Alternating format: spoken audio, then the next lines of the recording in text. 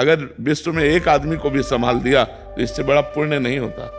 मान लो आप दान पुण्य सब कर रहे हैं, लेकिन एक आदमी को गलत आचरण से बचाकर अच्छे मार्ग में रख दिया, इससे बड़ा पुण्य नहीं होता। सबसे बड़ा पुण्य है किसी एक व्यक्ति को जो गलत राह पे जा रहा है उसे सही राह पर ले आना, ये सबसे बड़ी बात होती है।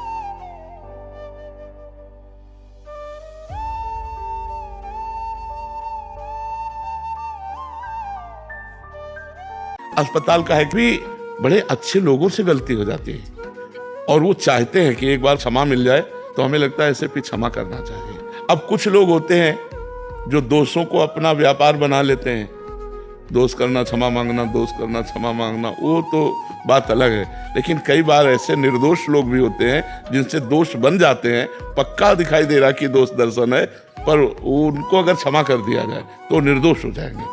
कठपुतली की तरह पूरा संसार उनकी माया की डोरी में बंधा हुआ नाच रहा है।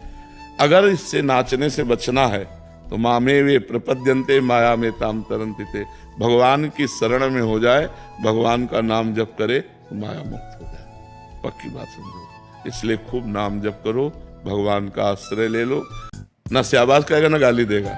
नचाने वाले पर दृष्टि जिसकी है वो कठपुतली को शाबाश नहीं कहेगा कि भैया ये क्या है, वो पर्दे के पीछे से अंगुली चला रहा है। तो माया का पर्दा डालकर उमा दारू जोशित, दारू कहते लकड़ी और जोशित कहते पुतली, उमा दारू जोशित की नाई, समय नचावत राम गोसाई।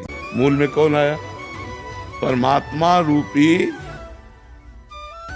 पावर से ही ये माया पावरवान है, और माया के ही पावर से तमोगुण पावरवान है, और तमोगुण के पावर में आकर वो क्रोध कर गया।